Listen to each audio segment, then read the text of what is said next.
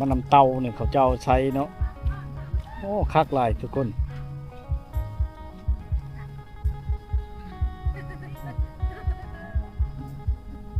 ตัวนี้แห้งน้อยใหญ่มันเย็นดีเนาะเวลาถือไปให้ไปหน้าไปชวนเนาะไปให้โอ้ได้มันน้ำเต้าใหญ่คักดีเนาะมีแนวอัดเท่าไรทุกคนเนาะไปเห็นแล้วไปเห็นแล้ว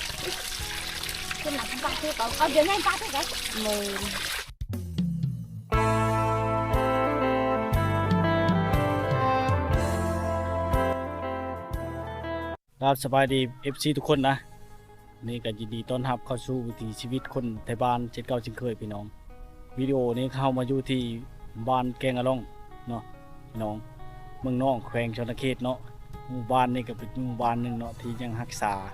เอกลักษณ์ประเพณีแบบดั้งเดิมเนาะไว้ให้พี่น้องมาติดตามเที่ยวชมโดยเฉพาะแบบการหาบน้ำเชื่อมาน้ำเต้าเนาะพี่น้องลงไปอาบน้ำตามป่าตามดงตามแม่น้ำลำเช่นะพี่น้องเดียวติดตามส้มกันไปเนาะเพื่อนก็อยู่เรียบง่ายนะทุกคนนะสะดวกสบายไปแบบเนาะอันอายุหากินของเจ้าก็อาศัยแม่น้ำเชลน้องเนาะพี่น้องใช้แม่น้ำเทลน้องนะน้องนี่หาปูหาปลาเนาะซื้อเบ็ดซื้อหม้อว่านแหหรือว่าตำหูกเนาะทำน้ำมากินหลังจากลงไปตักน้ำแล้วก็ห้ามน้ำขึ้นมาใช้พร้อมเนาะน้องเป็นชีวิตของชาวบ้านของเขาเจ้าเนาะก็เรียบง่ายนะพี่น้องห้ามมากินพร้อมเนาะห้ามน้ำแล้วก็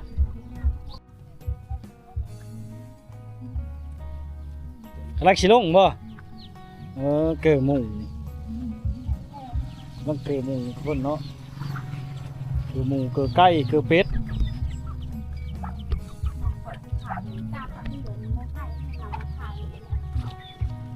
โอ้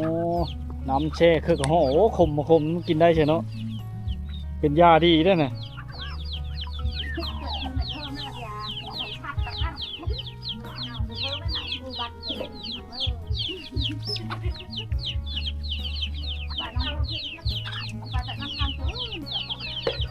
เกลือหมูน้องเกลือหมูเกลือเป็ดเนาะเกลือไก่กินกันเลยบ้านในชนบทเจอแบบสบายเนาะเกลือมื้อเช้ามื้อแรงนี่เนาะเกลือนี่มื้อเช้ามื้อแรงนี่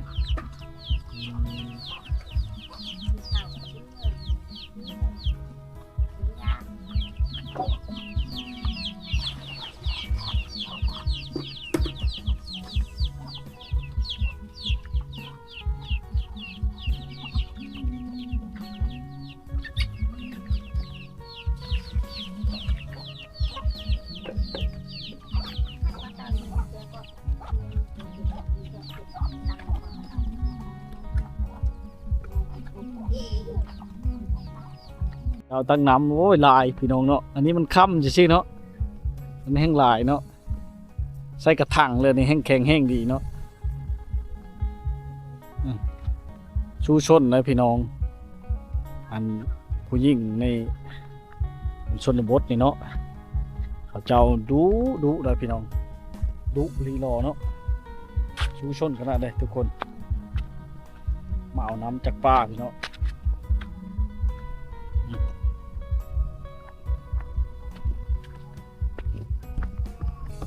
ในดงพี่น้องเขามาตักน้ำทุกคนเนาะ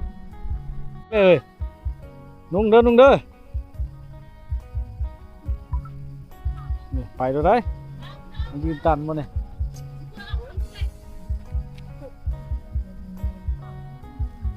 นี่มันน้ำเต้าเนี่ยเขาเจ้าใช้เนาะโอ้คักหลายทุกคน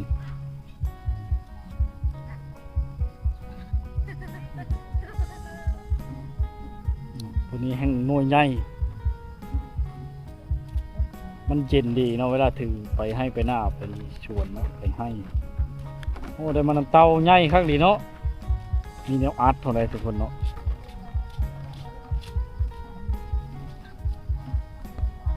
นุ่งเลยบ่ล่ะนุ่งเลยบ่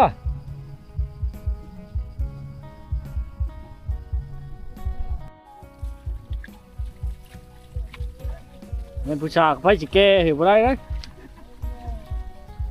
หัวอะไรตั้งนี้โอ้ยบ่เราทำมีอะไรอัพได้กับทิมได้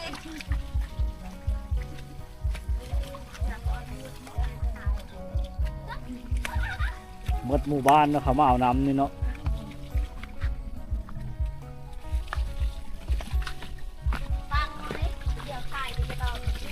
ขอข้าวด้วยโอ้ยหลังเห็นเนาะเห็นเนาะ คือหลังปลาที่เขาเอาเดี๋ยวให้ปลาไปกันมือ เจ้าตรงน้ำมันน้ำเต้านะพี่น้อง ก็เลยไม่ใช่ไม่ใช่นั่นแหละเขาหนาก็เป็นขาคนขาเนี่ยลูกแทงก็ลูก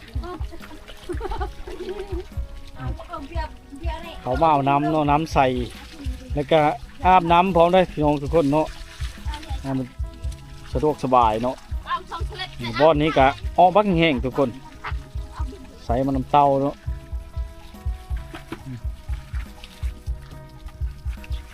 อาบน้ำได้มันเย็นเนาะก็เมื่อห้ามน้ำเมื่อพร้อมเมื่อกินเมื่อใส่สะดวกสบายเนาะ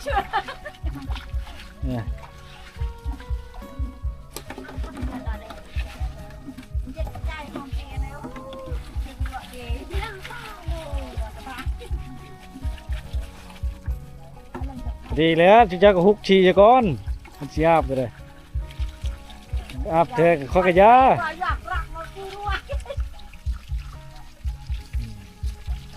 เป็นไว้เคยเปิดเลยเนาะบ๊อบไทยอายโป๊บไปหน่อย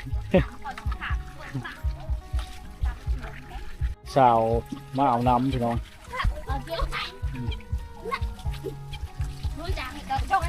หลังจากอาบน้ำอาบในเขาเจ้าจะอันเนาะห้ามน้ำเมื่อพร้อมนะเมื่อกินเมื่อใส่ทุกคน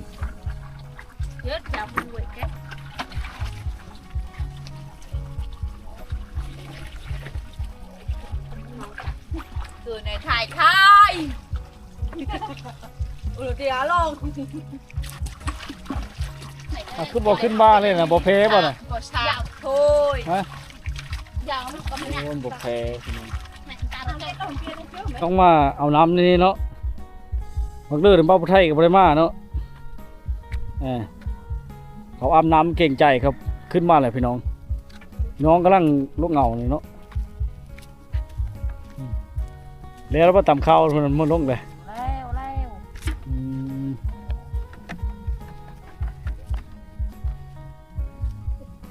เขาโชว์นมใช่ป๊บเลยโอ้ไรวะ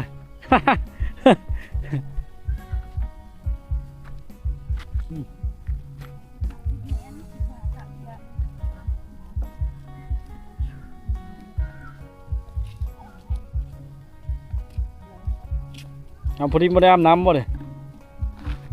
อาบน้ มาอาบอยู่เฮิร์นบ่เฮิร์นกว่าพี่น้องน้ำเตาบักงามเนาะโน่นบักใหญ่ๆพี่น้องถือว่าเย็นดีเนาะไปป้าไปดงเนาะมันบ่มีตู้เย็นในบ้านเขาชนลายเนาะเขาจะใช้มาน้ำเตานี่เนาะมันเย็นดีได้ทุกคนก็ว่ามีคุกเฮิร์นเนาะหมู่บ้านนี้เนาะก็มีทุกเฮิร์นเลยพี่น้อง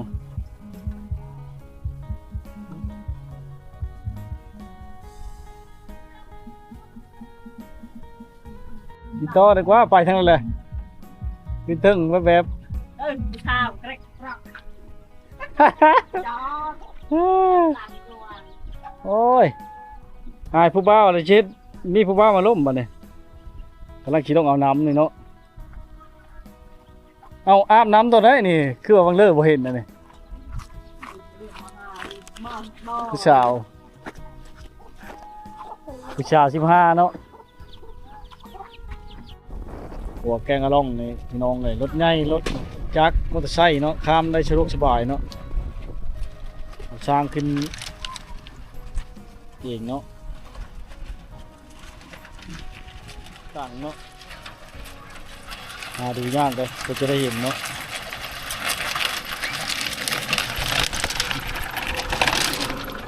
เอามาอาบน้ำนี่ชักเครื่อง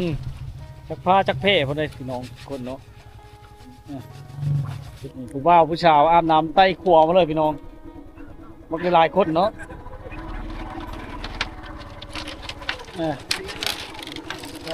เต้เย็นดีเนาะน้ำเนาะถึงมาอาบเชี่ยวจนค่ำเลย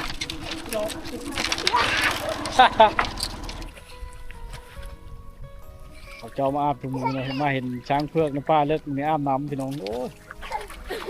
ดูพวกงามๆเนาะนี่แม่น้ำเข้มซี่เลยนี่น้องทุกคนการเป็นอาบน้ำเนาะ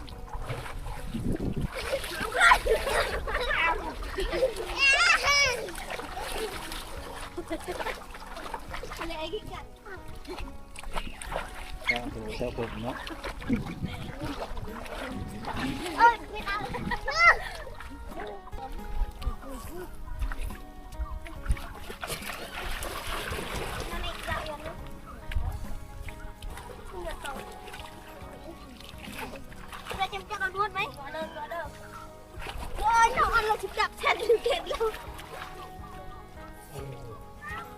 ขึ้นเอาไปอาบน้ำกันอยู่หันโบแมนเนาะท่าไปท่ามันเนาะเห็นช้างเพิ่งในปลาเล็กนี่พี่น้องมาอาบน้ำเนาะนั่งเงือกมีแต่พวกงามเนาะเห็นนางฟ้าในแม่น้ำเชลน้องมาอาบน้ำเนาะมันเป็นผู้ชายมันก็คนหมดเลยอันนี้นำเสนอเรื่องราววิถีชาวบ้านเนาะพี่น้องเป็นผู้ห่านในสมัยก่อนนะ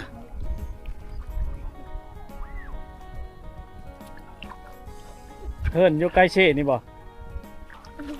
นะ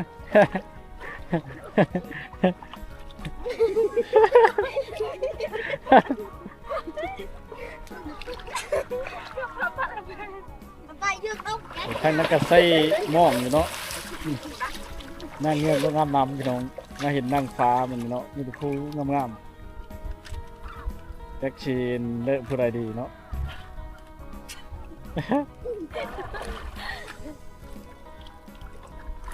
โอ้ลงมาอาบประจำเลยเนาะ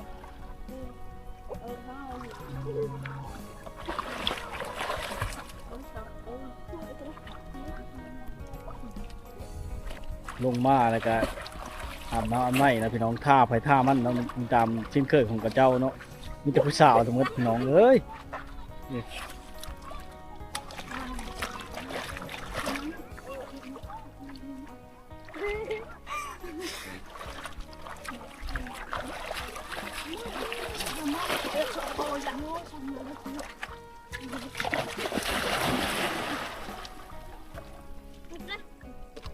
เป็นสองไอ้น้องบ่สองคนนี่จะคือกัน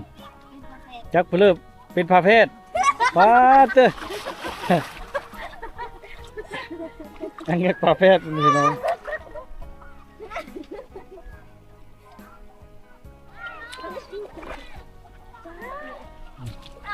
อาบน้ำไม่น้ำเนาะทางนั้นก็หาปูหาปลาอยู่พี่น้องทุกคนผู้บ่าวบ่ได้มาอาบน้ำบ่เธอบ่มีผู้บ่าวเรื่องครับฮะผู้บ่าวเราอยู่ครัวบ่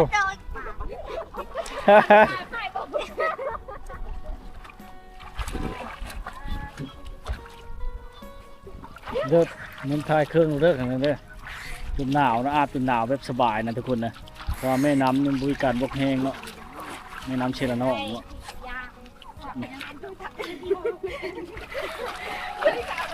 มันจะพูดงามๆพี่น้องจักชิเลือกไปดีเนาะยันแต่ผู้สาวเบา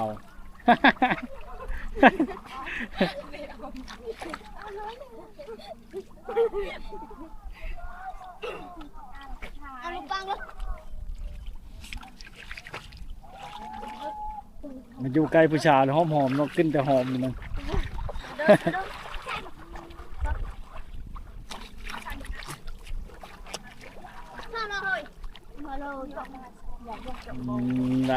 หลังจากเขาแล้วก็พากันขึ้นแล้วมันนี่พี่น้อง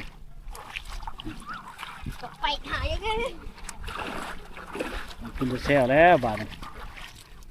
นัดกันลงมาอาบบ่นี่แต่ละมือนี่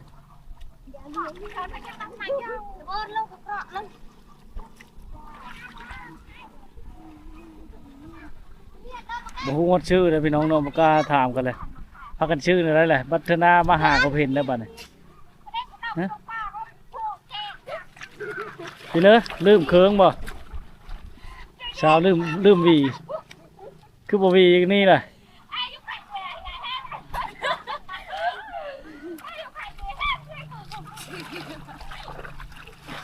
มาถามหามื้อหน้าก็บ่ฮู้เลยบ่ฮู้ชื่อจังบัดนี้ชื่ออะไรเลยนี่ฮะชื่อในเลิศนี่บ่ผู้ชาย นั่นยัน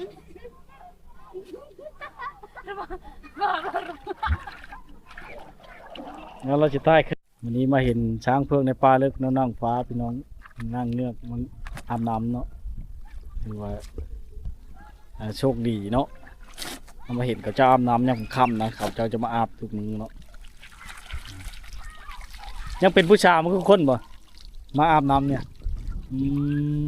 ชาวโสดประจำหมู่บ้านเนาะว่ามีแต่ผู้งามๆจักชิเลิกพอดี ชื่อนี่ไรเจ้าชื่อนี่ไรชื่อแก๊สเอ้าเพื่อนเพื่อนนวลๆเลยนะฮะเอิญขับพุ้นแล้วบัดนี้เนาะเมื่อพักกันเมื่อแล้วเนาะบัดผู้นี้ได้ใช่ชื่อเรื่อยๆนี่ สุภาพ ชื่อเพอชาเพอชาเกตสะดวกสบายสิเจ้าเนาะบ้านใกล้แม่น้ำโอ้สบายลงมาอาบน้ำกันมาอาบอยู่นี่เราสบาย เขาแม่นะเฮ้ยอย่าอยาก เอาเกลือพะโล้ฉันนะมันสิบไหลน้ำไปบ่น่ะมันคือน้ำน่ะฮะ